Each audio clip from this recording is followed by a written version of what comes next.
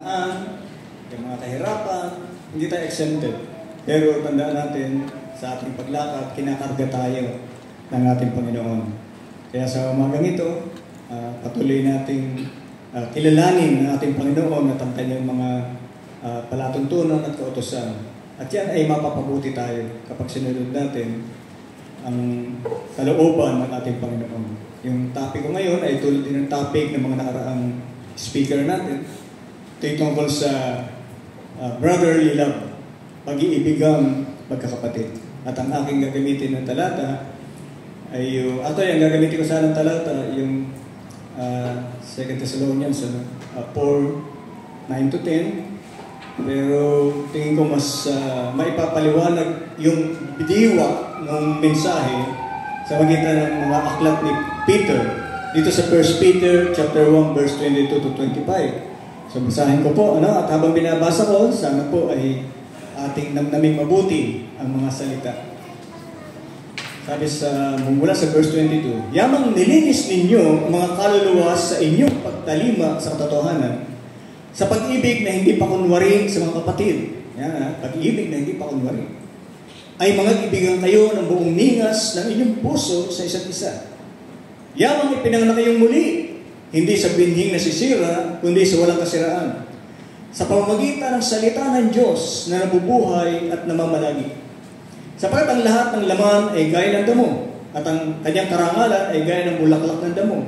Ang damo'y natutuyo, at ang bulaklak ay nalalanta. Datapwa ang salita ng Panginoon ay namamalagi magpakailanman. At ito ang salita ng mabuting balita na ipinangaral sa inyo. Doon sa ating pag-aaral tungkol sa brotherly love, ito po ay bunga. Bunga ng paglilinis ng ating kaluluwa. Tingnan yung verse 1. Yamang nilinis ninyo mga kaluluwa ng inyong pagtalima sa katotohanan. At ang naging bunga niyan, yun pong brotherly love at godliness. At itong paglilinis ng kaluluwa, ito yung tinatawag nating sanctification process. Sanctification galing sa salitang sanct. Ito yung ginagamit din sa salitang saint. Yan din po ang kahulugan niyan. Yan galing yung sanctification. Pagpapakabanal o paglilinis. Ginagamit din niya sa salitang sacred. Alam mo yung sacred? Banal. Ito rin ang ginagamit sa salitang sanctuary. Sanctuary. Alam natin sanctuary. Lugar ng kabanalan. Kaya yung salitang paglilinis, sanctification, ito po yung pinag-aaralan natin nung mga nakaraang buwan pa. So, tignan natin yung second slide. Yan.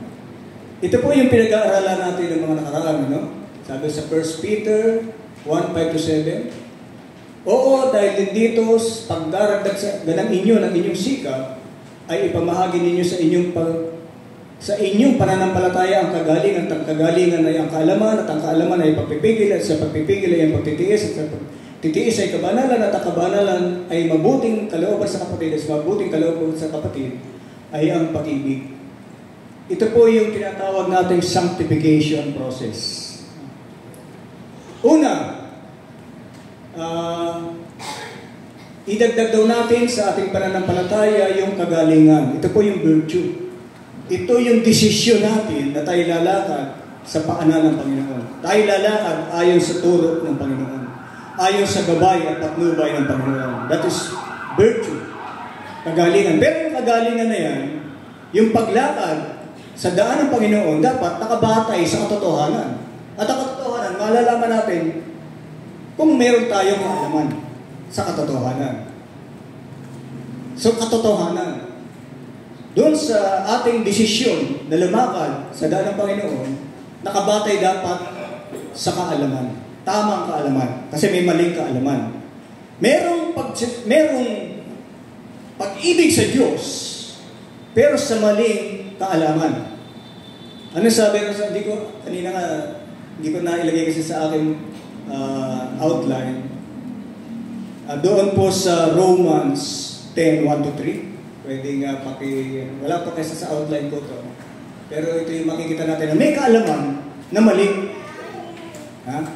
Ayan, sabi rito, Mga kapatid, ang nais ng aking puso at ang aking panalangin sa Diyos ay patungkol sa kanila. Ito yung mga naliligaw. No? Tungkol sa kanila upang sila'y mga ligtas. Yun ang gusto ni Paul. Maligtas yun. Actually, mga ano niya to, mga kamag-anak niya to. No? Gusto ni Paul, maligtas sila. Sapagat sila'y pinatototohanan to. Si Paul mismo ang saksi na sila ay may pagmamalasakit sa Diyos. Gusto nga ba yun? Magkaroon ng pagmamalasakit sa Diyos? Kaya lang, hindi ayon sa pagkakilala.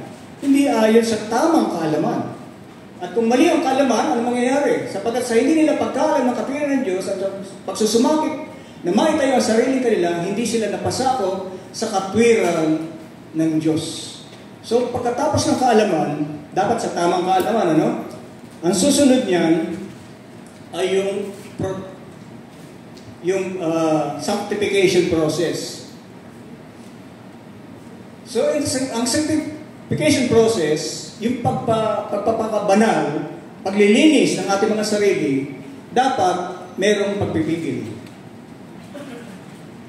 Yun, naligaw. May pagpipigil.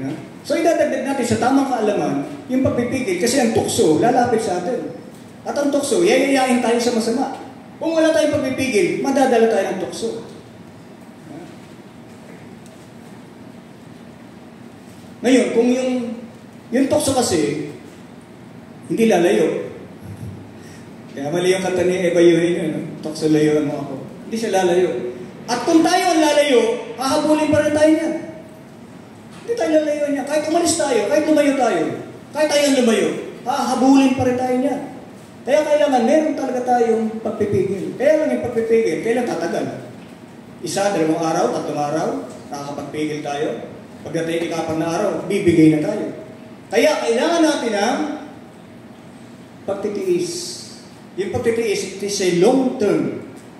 Pangmatagalan. Pangmatagalan, pamamaraan para makaiwas sa pagkakasala. At pagka nagawa natin itong sanctification process na to, ang kauuwian niyan, godliness. Diyan magkakaroon ng godliness. Kaya kita nyo, integrated siya. Pinag-aralan natin siya isa-isa. Pero dapat makita rin natin yung kabuuan niya. Godliness and brotherly love. Yung mabuting kalooban sa kapatid. Pagmamahal sa kapatid. So ito yung kauuwian ng paglilinis o sanctification.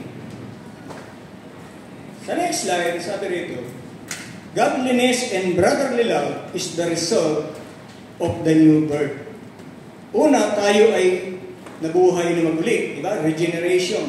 Kasi ang kaligtasan, binubuo, una, justification. Medyo theology ng konti, pero medyo pagpasensyaan nyo na. Madali na maintindihin. Justification meaning, hindi na kinikilala ng Diyos ang ating pagiging makasalanan. Justified na tayo. Ibig sabihin ng justified, binigyan katwiran ng Diyos yung pagiging makasalanan natin. Sabi ng Diyos, hindi ka na makasalanan sa tingin mo. Banal ka na sa tingin ko. Bakit? Pinasalan ni Kristo yung kasalanan mo . So, banal ka na. So, we were justified. At dahil doon sa justification na yun, nagbago na ang ating pagkatao. Yung dating pagkataong masama, makasalanan, namatay na. At tayo ay na-regenerate. Ito yung tawag nating regeneration. Pagkabuhay na maguli. Pagkapanganak na maguli. At nung tayo panganak na muli, hindi na yung dating pagkatao. Bagong pagkatao na. At nung tayo ay ipanganak na muli, ang resulta nun, kagaya nung nakita natin kanina, godliness and brotherly love. No? What is involved? Ano yung mga involved sa pagiging born again o new birth? Ano ang mga nangyari? At sino ang mga kumilos upang tayo ay mabuhay maguli? Mamatay yung dating pagkatao at mabuhay yung bagong pagkatao. Yun pong Word and the Holy Spirit. It involves the Word and the Holy Spirit. Tignan natin kung paano nangyari yan. Sa next slide. The new birth is the direct work of the Holy Spirit. Yung pong ating pagkapanganak na muli. namatay yung dating pagkatao. Alam natin nung panganak tayo muli, ano? Dati tayo makasalanan, ito yung dating pagkatao natin. Namatay na yan. Pagkatapos, nagkaroon tayo ng bagong buhay. Sino ang gumawa niyan? Sino ang bumuhay? Ang Diyos sa magitan ng banal na Espiritu. Sabi sa Titus 3:5, na hindi dahil sa mga gawa ng katwiran na ginawa nating sarili, kundi ayon sa kanyang kaawaan. Naawaan Diyos sa atin. Nakita niya, wala tayong pag-asa. Nakita niya, patungo tayo sa kahatulan at kaparusahan. Nakita niya na patungo tayo sa dagat-dagatang apoy. Pero dahil sa kanyang awa, kanyang iniligtas tayo sa magitan ng muling kapanganakan. Sa magitan ng pagkamatay ng dating pagkatao at pagkabuhay ng bagong banal at malinis na pagkatao. At sinong gumawa nun? Sinong gumawa para malinis yung pagkatao natin? Ito'y sa magitan ng Espiritu Santo. Kasi siyang bumago. Kaya sabi rito, sa pagbabago ng Espiritu Santo. Ang sabi sa Ezekiel, itong ginawa ng Holy Spirit, para makita natin kung paano tayo binago. Kung paano yung dating pagkatao ay namatay at nagkaroon ng bagong pagkatao. Itong ginawa ng Holy Spirit, tingnan ninyo. Dito ko nababasahin. Bibigyan ko rin naman kayo ng bagong puso. Alam niyo ginawa ng Holy Spirit? Heart transplant. Inalis yung puso natin dati at pinalitan ng bagong puso. Bibigyan ko rin naman kayo ng bagong puso at lalagyan ko sa loob ninyo ang bagong diwa, bagong kaisipan, diwa, bagong pagkakilala, bagong kaalaman. Hindi na kaalaman ng sanlibutan, kundi kaalaman yung nasa itaas, yung espiritual na kaalaman. At aking aalisin ng batong puso. Kaya pala matigas ang ulo natin noon eh. Kaya pala kahit anong salita, pangangaral, ang ating madinig, lalo-lalo na yung mga wala pa sa Panginoon, ayaw pakinggan. Bakit? Kasi ang puso, bato. Walang pakiramdam. Pero papalitan niya ng Holy Spirit, no? Aalisin ng batong puso sa inyong katawan at aking bibigyan kayo ng bagong laman. Pusong laman, hindi na bato. Kaya yung puso na yan, masunurin na sa Diyos yan. Sino naglagay? Paano nagkaroon tayo ng pusong laman at hindi bato? Aking ilalagay ang aking Espiritu sa loob ninyo. Kaya pala tayo ng pusong laman, pinanirahan tayo ng Holy Spirit. The Holy Spirit live within us. Kaya ang Holy Spirit tumira sa atin, siya ang bumabago. Kaya tayo ngayon nakakalakad na sa tamang lakad ayon sa mga palatuntunan ng Panginoon, ng Diyos. At ating iniingatan ang mga kahatulan ng Panginoon at isinasagawa. So, bagong puso na po tayo. At ay isang magitan ng paggawa ng Holy Spirit. Without the direct work of the Holy Spirit in our hearts, we will never be born again. Kung hindi gumawa ang Holy Spirit sa atin, hindi binago ang ating puso, hindi tayo pinanganak ng muli. Kaya kung meron pa rito na hindi pa pinapanirahan ng Holy Spirit, it's time na hilingin natin sa Panginoon na tayo panirahan ng Holy Spirit para mabago tayo. Magbabago lang tayo sa magitan ng Holy Spirit. Hindi natin kaya yan. Hindi natin kaya magpakabanal sa ating sarili. Maliban na gumawa ang Holy Spirit sa atin, hindi tayo magkakaroon ng tunay na kabanalan. Pwedeng ang tawag doon, banayod, pero nasa ilalim ang kayod. Hindi nakikita yung mga hindi maganda nating ginagawa. Kung talagang gusto natin magkaroon ng tunay na kabanalan, sanctification, it is only through the Holy Spirit. Ngayon, paano naman i-move ang word, ang salita, sa ating bagong kapanganakan? Anong role ng salita ng Diyos sa ating pagkabuhay na maguli?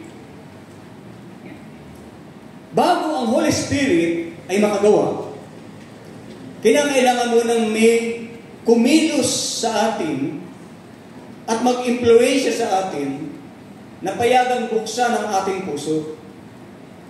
Kita niyo yun? Yung puso natin bato eh.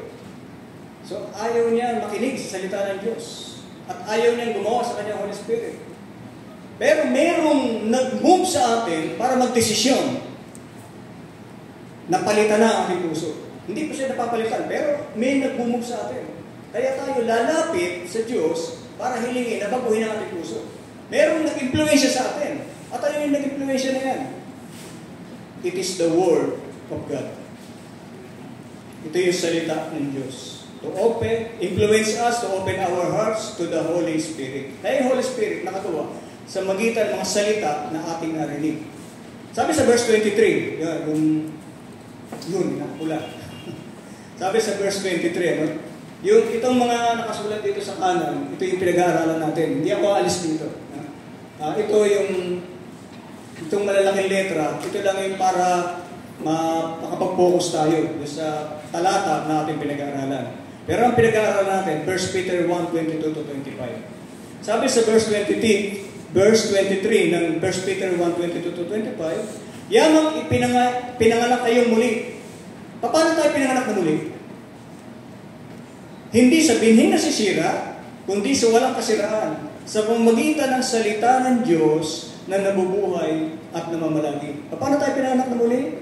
Sa magitan ng salita ng Diyos. Kanina, sabi natin, pinanganak tayo sa magitan ng Holy Spirit. Pero ngayon, sa pamamagitan ng salita ng Diyos. Kasi nauuna siya. Bago makagawa ang Holy Spirit, yun muna ang salita ng Diyos. Kung wala ang salita ng Diyos, hindi makakagawa sa atin ang Holy Spirit. Kaya po may mga Kristiyano kuminsan na hindi nabago ang buhay. Sapagkat walang salita ng Diyos sa kanilang mga puso.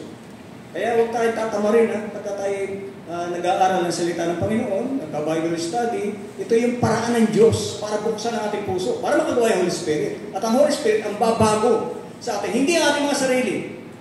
Hindi ating mga sarili. Kaya kung patuloy tayo nag-aaral, naggagawa ng mga devotion sa ating mga bahay, patuloy na nakakagawa ang Holy Spirit. At patuloy tayo nababago. Patuloy tayo nasa-sanctify. Patuloy tayong nagiging banal. At patuloy tayong nagiging godly. Nagiging maka-Diyos. The word is also called the Scripture. Hindi lang yung salitang vocal. Hindi lang yung salitang lumalabas sa bibig. Ang salita ng Diyos. Tinukoy din ito sa 2 Timothy 3:16. Sabi gano'n, lahat ng kasulatan na kinasihan ng Diyos. Ibig sabihin ng kasulatan, sulat. Written. Kaya yung Bible, written yan. Pero salita yan ng Diyos. Salita ng Diyos na isinulat. Para sa atin. Para maintindihan natin, para maunawaan natin. Para kahit sa tayo pumunta, dala-dala natin. At ngayon, hindi lang sa Bible na written, nasa ano na rin yan, cellphone. Di ba? Oh. Dala niyo ba cellphone? Oh. Di kahit saan, dala niyo yung salita ng Diyos. Alam niyo ba yung cellphone, sabi nila, dapat Bible ang dala natin, hindi cellphone. Hindi raw Bible yung cellphone eh. So yun, hindi Bible ang cellphone. Pero may Bible ang cellphone sa loob. Pwede natin gamitin. Kaya lang ang problema, pag cellphone kasi, ang daming nagpa-pop up. Facebook, social media. Sana, ako, yung cellphone ko, walang social media. Walang games. Pwede tawagan, pwede mag-text. Pero walang any social media. Para hindi nagamit ko man siya, hindi ako nadidistract. So yung sulat. So hindi, kung gusto natin na original talaga dala natin, hindi pwede yung Bible. Kailangan scroll. Kasi original scroll eh. O gusto niyo ba yun? Ang dadala natin ito, scroll. Pwede po yan. Pwede yung scroll, pwede yung Bible, yung book, pwede rin cellphone. Kaya lang, medyo mag-concentrate tayo. Kailangan natin talaga ng pagtitiis. Kailangan natin ng pagpipigil pagka tayo nagbabasa sa ating mga cellphone. Pero yun nasa cellphone niya, salita rin ng Diyos yan. That is also the Word of God. Paano nakarating sa atin ang salita ng Diyos? Sa next slide. Paano nakarating sa atin? Through preaching. Sabi rito sa verse 25, doon pa rin sa 1 Peter tayo. Verse 25. Ito po yung nakapula at saka naka-underline. Datapat ang salita ng Panginoon ay namamalagi magpakailanman. Ano yun? Ito ang salita ng mabuting balita na ipinangaral sa inyo. Kaya nakarating sa atin ng mabuting balita, yung salita ng Diyos. Kaya nakagawa ang Holy Spirit sa atin Kaya nabago ang ating mga puso kasi ipinangaral yung salita. At napakinggan natin. At sinunod natin. Kaya po nakagawa ang Holy Spirit. Without the Word, hindi makagawa ang Holy Spirit sa atin. Ang Holy Spirit pa, tingin ninyo naglalakad kayo, biglang may hinto sa harap niyo, Holy Spirit, kakausapin kayo. Hoy, bago ka. Ha? O kaya nakaupo kayo dyan, may bubulong sa inyo. Ganun ba gumawa ang Holy Spirit? Hindi. Sa magitan ng salita. Kaya huwag natin asahan na may bubulong sa atin. Ewan ko ngayon kung may bubulong sa akin. Pero yun ang panalangin ko kanina. Sana igay yung aking labi, ang aking isip, ang aking puso sa aking mensahe na gagamitin. Humingi ka ng tulong sa Banal na Espiritu. Pero gumagawa siya sa magitan ng salita. Sa next slide, sabi ganun, kaya nga, kailangan ng pangangaral. Kaya po yung mga kapatid natin dito, yan, sila Brother Dennis, sila Brother Datan, sila Brother Huykoy, sila Brother Johnny, ano po mga kapatid yan, sama na si Brother Julius. Kailangan natin mangaral. Kailangan natin pangaral yung salita ng Diyos. Para makarating din sa kanila. Para makagawa rin yung Holy Spirit sa kanila. Para mabago din yung puso nila. Kung makikinig sila. So sabi sa next slide, sabi rito sa Romans.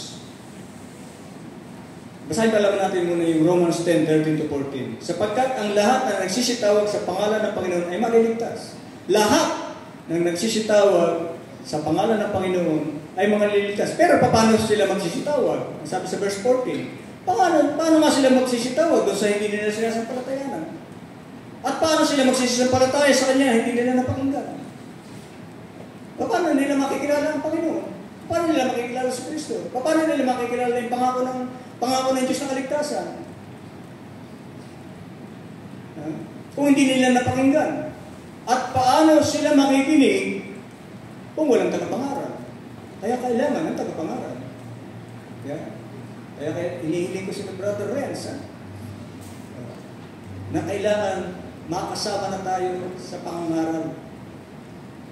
Maaaring hindi pa ngayon, pero maaaring sa mga susunod na panahon. At lahat tayo may kakayahan. Binigyan tayo lahat ng Diyos ng spiritual gifts. Yung mga kaloob ng Espiritu. Lahat tayo binigyan.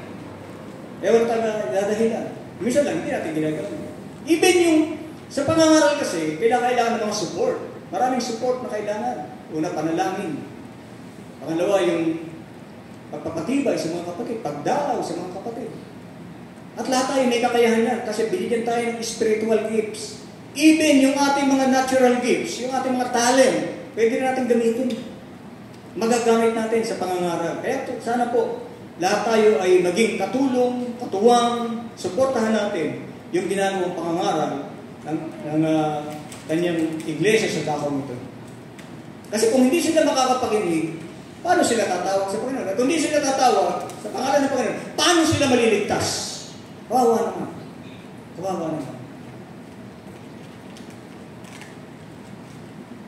At doon naman sa mga makasalanan, yung salita ng Diyos dapat pinakikinggan. Hearing by the sinner. Sabi sa Romans 10:17, kaya nga ang paniniwala ay nanggagaling sa pakikinig. Faith yan. Faith cometh by hearing. Kaya tayo nanampalataya dahil sa pakikinig. At ang pakikinig ay sa magitan ng salita ni Kristo. Yung salita ni Kristo, itinuro sa mga apostol. Yung mga apostol, isinulat yung itinuro ni Kristo. At yung isinulat ng mga apostol, nandyan ngayon sa atin para ating pag-aralan, para ating mapakinggan. Kaya po lahat tayo, hindi exempted. Dapat tayo lahat nakikinig. Lalong-lalo na yung mga wala pa sa Panginoon. Kaya lang, kung tagapangaral, paano sila makapakinig? Paano pa tayo tinawag? Yung mga lingkod ng Panginoon, paano tayo tinawag? May bumulong ba sa atin? Meron bang anghel na kumatok sa bahay natin? Anghel na nakaputi? Anghel na nagliliwanag? At sinabing, halika, lumapit ka, tanggapin mo ating Panginoon. Meron ba lumapit sa ating Panginoon? Sino ang paano tayo tinawag? Sabi sa 2 Thessalonians 2:14, Sa kalagayang ito'y tinawag niya kayo sa paano paraan? Paano paraan? Sa magitan ng aming ebanghelyo, yung mabuting balita. Ito yung Bible, ito yung kasulatan, yung mabuting balita. Dito tayo tinawag. Sa magitan ng pakikinig sa salita ng ating Panginoon. Upang magkamit ng kalwalatian ng ating Panginoon sa Kristo. Alam mo yung kalwalatian na tatanggapin natin? Hindi basta kalwalatian. Kalwalatian ng ating Panginoon sa Kristo. Kung ano siya, magiging ganun tayo pagdating ng panahon. Gusto niyo yung magbigay lang ako ng talata. Wala ito sa outline. Sa 1 John 3:2, magiging ano tayo? Kung tayo ay magiging lalapit sa ating Panginoon. 1 John 3:2.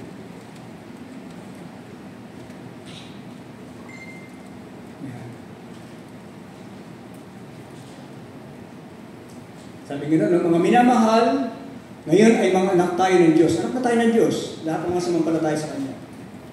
At hindi pa nahahayag kung magiging ano tayo. Hindi pa natin alam. Pero para natin malalaman. Nalalaman natin na kung siya'y mahayag, makita. At yun, sa mga darating na panahon, no? Pagbabalik ng ating Panginoon, or kung tayo siguro ay kukunin niya sa langit, magkakaharapan na tayo. No? Paano, anong magiging itsura natin pagka nahayag na siya? Magiging katulad niya sapagkat siya ating makikitang gaya ng kanyang sarili. Kung ano ang kalwalhatian ng ating Panginoon, ganoon din ang kalwalhatian magiging kalagayan natin. Kaya sabi rito, sa kalagayan ito'y tinawag niya kayo sa magitan ng aming ebanghelyo upang magkamit ng kalwalhatian ng ating Panginoon sa Kristo. Kung ano yung kalwalhatian ng ating Panginoon sa Kristo, yun na magiging kalwalhatian natin. Kasi kung ano siya, magiging gayon tayo. Kasi siya yung panganay. Siya magiging panganay at tayo yung mga pangalawa. Lahat tayo pangalawa. Pangalawa sa magkakapatid. Kasi sabay-sabay tayo pupunin.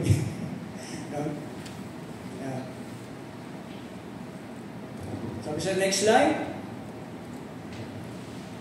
yun daw salita ng Diyos, it will work as a result of the new birth. Yung resulta ng salita ng Diyos sa ating na tayo ay magbabago, magkakaroon ng pagbabago. No? Malaalis yung pusong bato at papapalitan ng pusong laman. Kung and only if, wala ibang paraan, kung susundin natin ang salita ng Diyos. Doon lang magkakaroon ng resultang bagong kapanganakan sa atin. Sabi sa verse 22, no? Yung nakapula na yung verse 22 na mayroong naka-bold at saka naka-underline. Sabi sa verse 22, yamang nilinis ninyo ang mga kaluluwa sa inyong pagtalima sa katotohanan. Sa pag-ibig na hindi pakanwaring sa mga kapatid ay mga ibigyan kayo ng buong ningas ng inyong puso sa isa't isa. Paano natin nilinis ang ating mga kaluluwa? Paano tayo nagkaroon ng sanctification process? Paano na tayo nakarating sa godliness? Sa magitan ng pagtalima sa katotohanan. Sa magitan ng pagsunod sa katotohanan. Kahit matinig natin ang salita ng Panginoon, kung hindi natin susundin, hindi kailanman malilinis ang ating mga puso. At hindi kailanman madidevelop yung sanctification process sa ating. At hindi babaguhin ng Panginoon ang ating puso. Kasi hindi makakagawa ang Holy Spirit. Hindi siya makapasok eh. Kung hindi natin susundin yung salita ng Panginoon, yung katotohanan. Kaya dahil yamang nilinis ninyo, no, sanctify ang inyong mga kaluluwa sa inyong pagtalima sa katotohanan.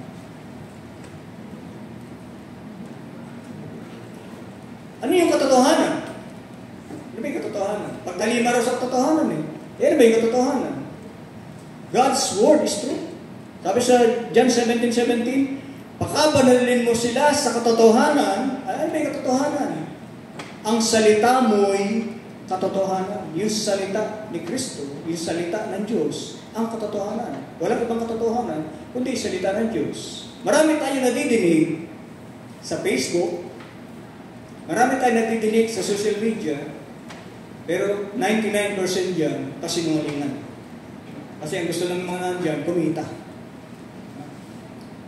Ano yung katotohanan na yun? The truth about ourselves. Yung katotohanan ng tungkol sa kalagayan natin. Ano yung tungkol sa kalagayan natin? Na tayo ay makasalanan. It's the truth about our sin. At ano ba matututuan natin? About the penalty of sin. May kabayaran ng kasalanan. At ito yung katotohanan na makikita natin. At dahil yan, makikita natin yung katotohanan na we need a Savior. Kailangan natin ang tagapagligtas. Otherwise, mapapahamak tayo. At matatapon sa dagatang apoy dahil sa katigas ng ating mga puso. So we need Jesus Christ. We need a Savior. Ito yung katotohanan makikita natin sa salita ng Diyos. Kaya mahalaga yung katotohanan. Pangalawa, sa next slide, it is also the truth in contrast sa mga false beliefs and philosophies. Sa mga false beliefs and false philosophies. Mga kaisipan, mga kawalan ng tao, maraming mga alam eh. Maraming mga tinuturo. Kung wala yan sa banal na kasulatan, they are false beliefs. And they are false philosophies. Kaya yung nabasa natin kanina, maraming nagmamalasakit sa Diyos, pero hindi ayon sa pagkakilala. At kung hindi ayon sa pagkakilala, hindi kailan na natin mararating yung katwiran ng Diyos, yung pagiging matuwid sa harap ng Diyos. The world that are being accepted by unbelievers due to ignorance of the truth. Yung mga kasinungalingan na to, no? Kasi maling paniniwala, maling mga filosofya, maling pagkaalam tungkol sa kaligtasan, tungkol sa Panginoon, tungkol sa Diyos, tinatanggap ng mga unbelievers. Kasi hindi nagpapasa. Kasi hindi nalaman yung katotohanan. They accept those false things due to ignorance of the truth. At sana, huwag tayong masama sa mga bagay na ito. Kaya nga kailangan ng tagapangaral. Kaya nga kailangan may maghatid ng salita ng Diyos. Kaya sinabi ng ating Panginoon, humayo kayo sa sanlibutan at ipangaral ang Ebanghelyo. Bautismohan niyo sila sa pangalan ng Ama, Anak at Espiritu Santo at darito. Ako isa sa inyong palagi hanggang sa katapusan ng sanlibutan. Obeying the word of truth is inviting the Holy Spirit to open our hearts for Him to work in and fix our heart. Yung pagsunod sa katotohanan, obeying the truth, yun yung paraan upang imbatahan natin ang Holy Spirit. Habang tayo nagbabasa ng salita ng Diyos, it is inviting the Holy Spirit to come to our hearts. Kasi habang nagbabasa tayo ng banal na salita ng Diyos, nabubuksan unti-unti ang ating puso para makapasok doon ang banal na Espiritu. At siya ang gagawa. Walang iba makakapagbago ng ating puso, kagaya ng ating nabasa kanina sa Ezekiel, ano? Walang iba makapagbabago ng ating puso, kundi yung Holy Spirit. Kaya kailangan mabuksan muna ang ating puso. At kung wala ang salita ng Diyos, hindi mabubuksan ang ating puso. At hindi makakagawa ang banal na Espiritu. Next slide. Without the involvement of the Word, ano yung involvement ng Word? Obedience. May involve lang, kahit magbasa tayo magbasa ng Bible, kahit ma-memorize natin yan, kung hindi naman natin susundin, ipamumuhay, wala epekto yan. So, kailangan sundin natin, obedience to the Word. Then, the Holy Spirit, kung wala ang obedience, walang involvement ang salita ng Diyos, the Holy Spirit will not be able to work in and fix our hearts. Thus, no new birth. Nung tayo ay sumampalataya dahil sa Ebanghelyo, kasi napakinggan natin ang Ebanghelyo. At kaya tayo mananatili at lalago sa kabanalan sa magitan pa rin ng salita ng Diyos. Kasi patuloy na nakakagawa ang Holy Spirit. Huwag natin patigilan ang Holy Spirit sa paggawa. Pabayaan natin siya gumawa sa ating puso. Pero kailangan natin patuloy na pag-aralan ang salita ng Diyos para lumalim ang ating kaalaman. At doon siya patuloy makagawa, lalago, lalalim ang ating pananampalataya. lalalim ang ating relasyon sa Kanya. At mararating natin yung godliness, yung kabanalan. At ayun ay sa magitan ng paggawa. Again, nuulit ko, yun ay sa magitan lamang ng paggawa ng Holy Spirit sa atin. So without the Word, without continuing to study the Word, hindi makakagawa. Hindi makapagpapatuloy na makagawa ang banal na Espiritu. Kaya meron mga nawawala. Kaya sabi ng Banal na Kasulatan sa 1 Timothy 4:1, ang iba'y tatalikod sa pananampalataya. Kasi hindi makagawa ang Holy Spirit. Ang pinakinggan nila yung mga turo na nasa libutan. Ang pinakinggan nila yung ano na, yung mga napapanood sa YouTube. Na mali. Meron din tama sa YouTube, pero marami dyan mali. Yun ang pinapakinggan.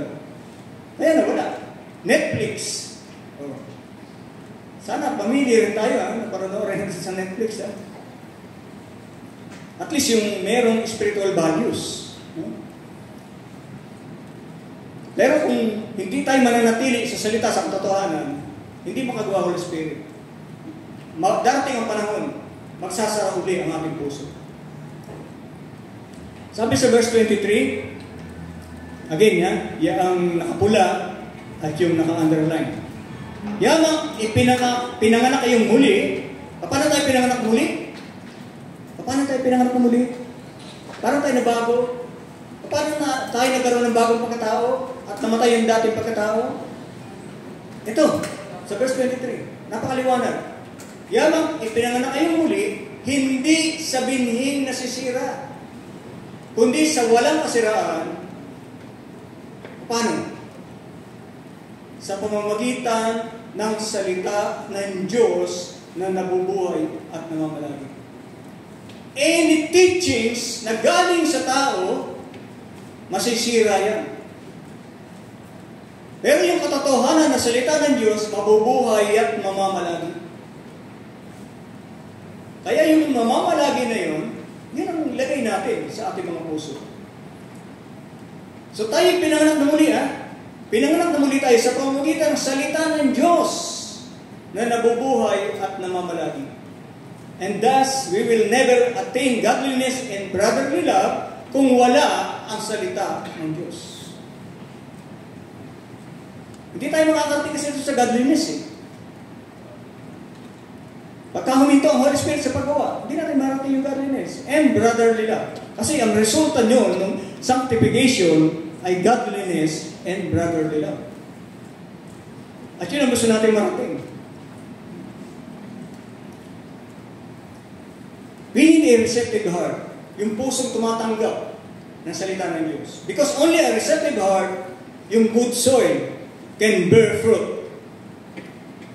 Kung ang puso natin ay, di ba, mga doon sa Lucas 8, kung mababasa nyo doon yung parable ng soil, meron mga itinanim sa batuhan, may itinanim sa maraming damo, meron itinanim sa mababawang lupa, pero meron din itinanim sa mabuting lupa. Nagkaroon ng ugat. Yung iba natuyo, yung iba nawala. Yung inihasik, yun yung salita ng Diyos. At yung inihasik sa mabuting lupa, yun lang ang nagbunga. Kaya kung tayo walang bunga, ibig sabihin, namamatay yung salita ng Diyos sa atin. Hindi siya natatanim, hindi siya nabubuhay, hindi siya namamalagi. Sabi sa Matthew 13:23, at nahasik sa mabuting lupa ay siyang dumidinig at nakakaunawa.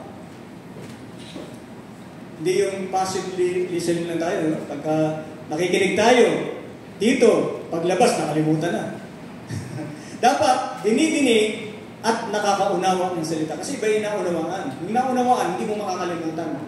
Yung nadinig mo lang, hindi mo naintindihan, makakalimutan mo yan. Kaya hindi natin naiintindihan kung anong part ng Word ng Holy Spirit sa ating pagkapanganak na muli sa ating new birth, nakakalimutan din natin ito. So, inahasik sa mabuting lupa, siyang tumidinig at nakakaunawa, at siyang katotohanan nagbubunga. So, yung dumidinig at nakaunawa, siya yung nagbubunga. Ang isa'y tig-100 at ang ila'y tig-60 at ang ila'y tig-30. A heart not receptive to God's Word will not bear fruit. So, yung puso hindi receptive sa salita ng Diyos. Hindi niya siniseryoso yung salita ng Diyos. Hindi niya tinitignan na ito'y makapagpabago sa kanya sa pamamagitan ng pagsunod sa salita ng Diyos. Will not bear fruit.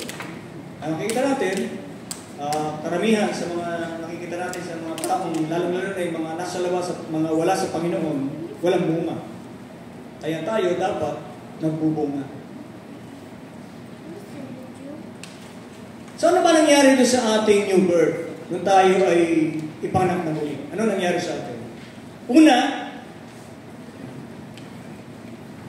as new creatures, the Holy Spirit begins the healing process of our sin-wounded soul. Kasi ang problema natin, alam niyo, maraming problema ng mga tao ay dalawa. Ito yung pinakamalaking problema. Una, yung kasalanan. Dahil sa kasalanan, tayo ay parurusahan. Pero nasagot yan eh, sa magitan ng dugo ng ating Panginoon. Pero may isa pa tayong problema. Bukod sa sin, yung sinful nature. Yung katawan natin, nagkakasala pa rin eh. Ako nagkakasala pa rin eh. Nagkakamali pa rin ako eh. Nakakalimot pa rin ako eh. Sino rito hindi na nagkakasala? Ay, hindi na ako tataas ako. Diba? Kasi may problema pa tayo. Sinful nature. At ito ang ginagawa ng banal na Espiritu sa atin sa mga sandaling ito. Yung peklat, yung sugat na naiwan ng mga kasalanan na yan na hindi matanggal-tanggal, unti-unti niyang tinatanggal. And that is the healing process. Ang tawag ito ay sanctification process. Kaya sabi sa verse 22, yamang nilinis ninyo ang mga kaluluwa. Yun po, pinakapula. Naka-underline. Yamang nilinis ninyo ang mga kaluluwa, ito yung cleaning process na ginagawa ng Holy Spirit. Sa magitan ng pagtalima sa katotohanan, anong resulta? Pag-ibig na hindi pa kunwari sa mga kapatid. Sa magitan ng paggawa ng Holy Spirit sa ating mga puso, sa magitan ng pagbubukas ng ating puso, sa magitan ng mga salita ng Diyos, mga katuruan na tinuro ng ating Panginoon, nalilinis ang ating kaluluwa at nagbubunga yan ng tunay na pag-ibig sa mga kapatid. Hindi pa kunwari. Alam niyo, may pag-ibig na pa kunwari kasi. Pero ang ganda pakinggan. Nakakaantig ng damdamin. Pag nagsalita yung mga politiko, diba? Mahal na mahal ko kayo. Yung mga politiko po, tunay na nagmamahal sa kanyang mga botante. Isa pang nadidinig natin na nagmamahal, ano? Dito sa TV, lagi ko nakikita yan, napapanood eh. Mahal na mahal namin kayo. Ito yung pagmamahal ng mga artista sa kanilang mga tagahanga. Bakit? Kasi doon sila kumikita ng pera. Yung mga politiko, doon sila nagkakaroon ng kapangyarihan, ng authority, ng power, dahil sa mga botante. Kaya mahal na mahal. Ito ba yung pag-ibig na tunay? Ang pag-ibig na tunay, walang iniintay na kapalit. Kaya ito yung tinatawag na pag-ibig na hindi pa kunwari sa mga kapatid. At yan ay bunga ng ating pagkabuhay na maguli sapagkat binago ng ating mga puso. Yung dating hindi kayang umibig, binago ng Holy Spirit yan. May kakayahan na tayo ngayong umibig. Yung readiness, ipin-prepare ng Holy Spirit. Pero yung actual na paggawa ng mabuti sa ating kapwa, tayo ang gagawa. It's our responsibility. Ginawa ng Holy Spirit ang responsibility. Binago ang ating puso. Kaya ready yan. Nakahanda yan. Anytime. Yeah, yun sabi kanina, binasa natin yung Ephesians 2:10. Yeah. Pwede paki-alabuli yun. Ephesians 2:10. Ephesians 2:8-10. Basahin na natin yung 8, 9, 10. Binasa ni Brother Dave kanina, di ba? Nasa si Brother Dave? Mawa. Yeah. Ano sabi ron? Dito natin makikita na yung Holy Spirit, inihanda ang ating puso sa paggawa ng mabuti at pag-ibig sa mga kapatid.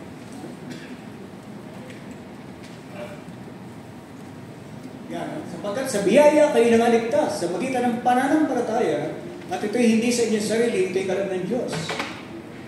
Yung kaligtasan, hindi sa ating sariling gawa yan. Hindi sa salita ng Diyos. Hindi sa magitan ng mga gawa o kung sino man iwag mong mapuri. Ito pwede natin sabihin sa Diyos, Panginoon, kaya naman ako naligtas. Kailan ligtas mo ko? Nagbigay ako Gumawa ko na mabuti sa kapwa ko Ligtas mo ako. Hindi. Sapagkat tayo kanyang gawa na nilalang kay Kristo Jesus para sa mabubuting gawa. May kakayahan tayong gumawa ng mabuti. Bakit? Kasi inihanda ng Diyos ang ating puso upang malakaran natin ang daang pinalalakaran ng Diyos. Inihanda ng Diyos ang ating mga puso. Siya naghanda sa magitan ng Banal na Espiritu. Kaya tayo ngayon, may kakayahan gawin niya. Pero yung kakayahan na ibigin ang ating kapwa, tayo ang gagawa. It's our responsibility. At ito yung sinasabi kanina, no? Nung katulad ng binasa natin kanina, kung tayo nag-umpisa, ito yung sinasabi sa 1 Peter 1, 5-7. So sabi dito, oo, dahil dito sa pagkaragdag sa ganang inyo ng inyong buong sikap ay ipamahagi ninyo sa inyong pananampalataya ang kagalingan. Pagkatapos tayong maipanganak na muli, no? Regeneration, kailangan dagdagan natin ang kagalingan. Ano yung kagalingan? Pinag-aralan natin kanina, paghahanda, readiness, yung desisyon na lumakad sa daan ng Panginoon. At kailangan, nasa tamang kaalaman. Hindi yung ready tayo, pero mali yung kaalaman natin. Dapat nasa tamang kaalaman. Sa magitan ng salita ng Diyos. At dito, darating yung sanctification. Sanctification process. Ito yung pagpipigil at pagtitiis. Sa magitan ng pagpipigil at pagtitiis, malilinis natin ang ating mga kaluluwa sa kasalanan. At ang bunga nito ay kabanalan, godliness, at mabuting kalooban sa kapatid. Brotherly love. Kaya ito yung bunga ng ating pagkapanganak na muli. May kakayahan na tayong linisin ang ating sarili sa magitan ng Banal na Espiritu. Secondly, ang pangalawa na resulta ng ating pagkapanganak na muli, tayo ngayon ay makapapasok sa isang relationship with fellow believers in a brotherly love relationship. Makakapasok na tayo sa isang relationship, bagong relationship, na mas matimbang kaysa sa familial relationship. Bakit? Kasi tayo, kaya mahal natin ang ating kapatid, kuya, ate, kaya mahal natin ang ating magulang, ating anak, dahil iisa ang ating dugo. And blood is thicker than water. Diba? Pero ngayon tayo nasa brotherly love relationship na, kabilang na tayo ng pamilya ng Panginoon, kasama na natin ang ating mga kapatid sa pananampalataya, mas matimbang ngayon ang dugo na nananalaytay sa atin. Kasi ang dugong yan ay dugo ni Kristo. Christ's blood. Yan ang lahat tayo ay nagtataglay na. Kaya mas matindi, mas malalim, mas mabisa kaysa sa dugo na minana natin sa ating mga magulang. At taglay din ang ating mga kapatid at mga anak. Mas matimbang yung dugo ni Kristo. Kaya dapat mas malalim yung ating relationship na magkakapatid. At diyan tayo pumapasok. Bunga ng ating pagkapanganak na muli.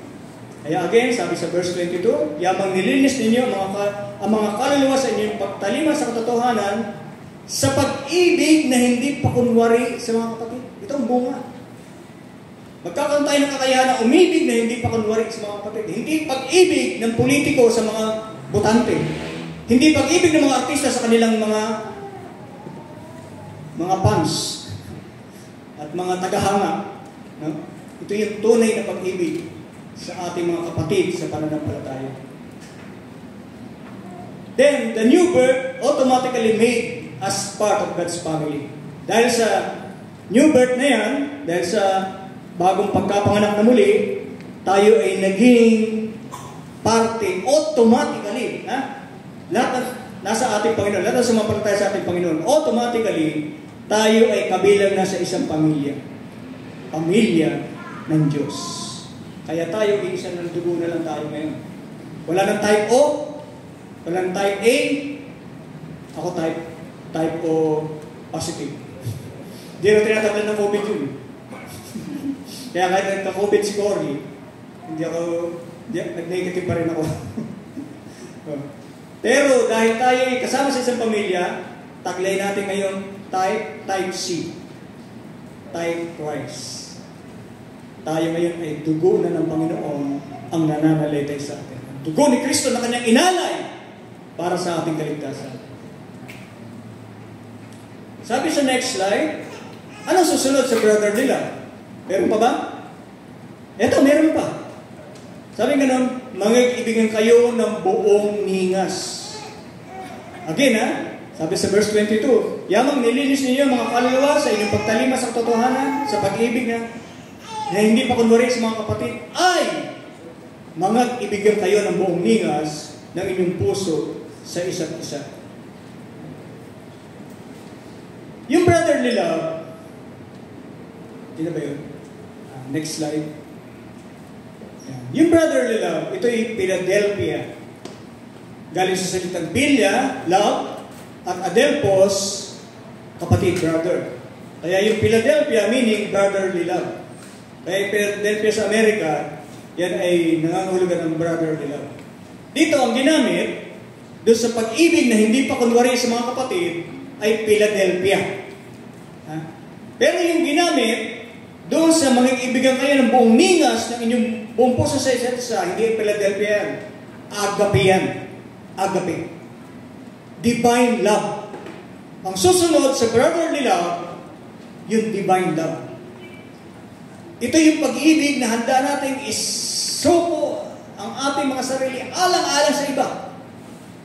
Handa natin kilalanin ang lahat ng gawa ng iba kahit na tayo ay mga pakan. Grabe yun, ano? Kaya na ginawa ni Kristo. Ano ba ginawa ni Kristo? Bagamat siya'y Diyos, hindi niya inaring sa bagay na panangnan ang kanyang pagka-Diyos. Kundi bagos, hinubad niya ito at nag-anyong alipin. Diyos, may-ari ng buong sansinuko. Yung kinakain natin, lahat galing sa Kanya. Yung araw na sumisikat galing sa Kanya. Yung hangin natin inihinga galing sa Kanya. Pero, nagpakababa. Hinubad ang kanyang pagka-Diyos at naganyong alipin. At nakitulad sa mga tao. Hindi lang tulad ng tao, no? Kundi alipin. Nagpakababa sa kanyang sarili hanggang sa kamatayan sa krus. Ito yung agape. At ito sana yung susunod yung next version natin. Yung pagkatao natin. Yung katulad na ng ating Panginoon. Kaya sabi nga nun, magkaibigan kayo ng buong ningas. Ektenos. No? Sa Greek, ektenos. Meaning, intently, eagerly, and painstakingly. Kahit may hirap, kahit may sakripisyo, gagawin pa rin natin. Alang-alang sa ating kapatid. Nung ating Panginoon at saka yung mga alagad niya na lumalakad, pumunta. Bago mamatay ang ating Panginoon, lumakad sila at napunta sa isang bahay. Yung nilakaran nila, alikabok. Kasi wala pang noon. Hindi pa simentado noon. Wala pang DP2 noon. So, pagpasok nila sa bahay, puro alikabok. Kasi nakasandals lang sila eh. Puro alikabok yung mga paa nila. Nag-iintayan sila. Kasi wala namang alipin doon. Ang alipin kasi, siya yung naghugas ng paa. Wala namang alipin doon. Sila Pedro nagtitinginan. Sino kayo maghugas ng paa? Nakita ng Panginoon, nagtitinginan sila. Ang ginawa ng Panginoon, kumuha ng tuwalya, kumuha ng palanggana, kumuha ng tubig, pupunasan yung paa ni Pedro. Lilinisin yung paa ni Pedro. Ganun si Kristo. Sabi ni Pedro, Panginoon, wag! Sabi ni Kristo, pag hindi mo ako pinayagan, wala ka ng relasyon sa akin. Labas ka na sa circle ko. Sabi ni Kristo, ginawa ko sa inyo yan para halimbawa, para gawin nyo rin sa iba. Kaya sabi niya kay Pedro, payagan mo ako. Kasi kung di gagawin yan, hindi mo rin gagawin sa iba yan. Kaya tayo, lahat tayo, ganun kunin natin halimbawa yung ginawa ni Peter. Yung ginawa ni Christ kay Peter at yung ginawa ni Peter sa iba pang mga alagad na sukat, ibinigay ang kanilang mga buhay. Lahat ng apostol, ibinigay ang kanilang buhay alang-alang sa iba para sila ay maligtas, para sila ay makalapit sa ating Panginoon. And that is agape. At sana makarating tayong lahat dito. Next slide. Pinubagal lang itong computer ko. This kind of love, agape, must be obeyed. And it must be obeyed as coming from the heart. Saan sa puso nang gagaling? Hindi dahil may bayad. Hindi dahil sisikat ka. Hindi dahil sa may katumbas na kapalit. Kundi galing sa puso.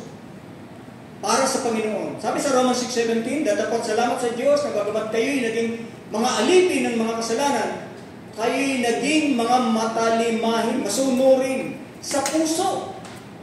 Sa puso. Doon sa uri ng aral na pinagbigyan sa inyo. Naging masunurin sa puso. Yun ang importante at yun ang kailangan ng bawat isa sa atin. Yung pagsunod, yung paglilingkod sa kapwa na hindi naghahanap ng kapalit. So in conclusion na tayo. Brotherly love is the automatic result of the new birth. Dahil sa tayo pinanganak na muli, yung brotherly love ay automatic result. Through the working of the Holy Spirit. God Himself, through the Holy Spirit, taught us to love one another when we were born again. Actually, hindi na tayo dapat hindi na dapat tinuturo ito, no? Bakit? Kasi, ang Diyos mismo ang nagturo. Sabi rin sa 2 Thessalonians chapter 4, verse 9 to 10. Datapwa, tungkol sa pag-iibag ng kapatid, hindi ninyo kailangan na kayo sulatan ng sino man. Hindi na kailangan paalalahanan. Kasi bakit? Sapagkat kayo rin ay tinuruan ng Diyos ng mga ibigan sa isa't isa. So, automatic ito. Pag tayo na pinanganak na muli, nakahanda ng ating puso. Bakit kuminsan, hindi natin makita yung pag-ibig sa isa't isa? Kasi yung Holy Spirit na gumagawa, para tayo turuan, kuminsan, binipighati natin. Sabi sa Ephesians 4:30, huwag niyong pighatiin ang Espiritu. Ganyan din, kuminsan, pinapatay natin ang ningas sa Espiritu. 1 Thessalonians 5:19, pinapatay natin ang ningas sa Espiritu. Sabi nito sa verse 10, sapagkat katotohanan ginagawa ninyo ang gayon sa lahat ng kapatid.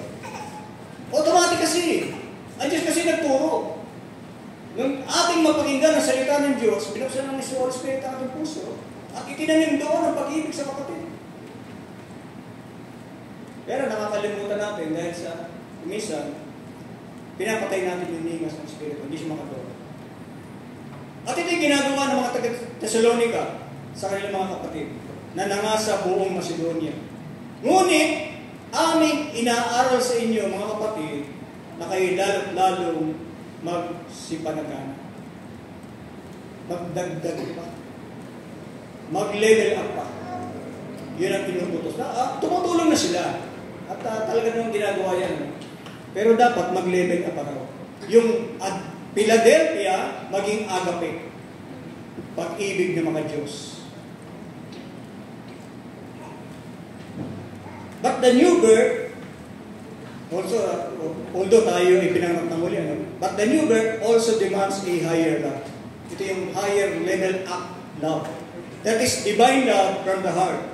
Ito yung agape. This is through continuous study of the Word. Yung salita ng Diyos. Patuloy nating pag-aralan. Kaya nga sabi nyo dito sa Banal na Kasulatan, dito sa binasa natin kanina, ngunit aming iniaaral sa inyo, mga kapatid, inaaral sa magitan ng salita, the Word. Ngayon, patuloy pa rin tayo inaaralan sa magitan ng Scripture, sa magitan ng salita pa rin ng Diyos, na kayo'y lalo't lalong magsipanagaman to level up. This is not automatic. And it requires true intent, eagerness, and painstaking efforts para tayo magsipanagana pa sa pag-ibig. So sana mamaya, pag tayo ay natapos na yung ating pananambahan, medyo magkamustahan tayo. Mag-usap tayo. Gawin natin talaga na tayo tunay na magkakapatid. Magyong isnabang. Pagkatapos ng pagsamba, 3 amin, 2 amin pa lang, naglalabasan na, nag-uwi na. Kung mag-usap tayo, kasi magkakapatid tayo, nag-iibigan tayo, nagmamahalan tayo. Alam niyo, mayroong kapatid, hanggang mamayang alas 7 nandyan. Hanggang mamaya. Kasi ito yung mga nagnanais makapiling yung ating mga kapatid. So wag lang sana tayo very technical and very formal na uupo, kakanta, tatayo. Wag sana ganun masyadong ganun ka-formal. Pagkatapos ng pananamba, yung pamambahan talaga, kaya soling yan. Dapat banal. Ang puso natin banal. Pero pagkatapos ng pagsamba, sana magkamayan tayo, magkwentuhan tayo. Magbiroan tayo. Mag-joke-joke tayo. Wag lang yung masagwa. At para tayo magkapalaga yung buto. At kumari, magkape tayo. May kape sa guba. Matapang daw. Pero yan ang tapang na gigising sa atin. Gigising sa ating pagmamahal sa kapatid. So, sa huling slide ko, anong sabi diyan? May God continue to bless us, love us, and have fellowship with us. Good morning po. Magandang umaga po sa ating lahat. Purihin ang Panginoon.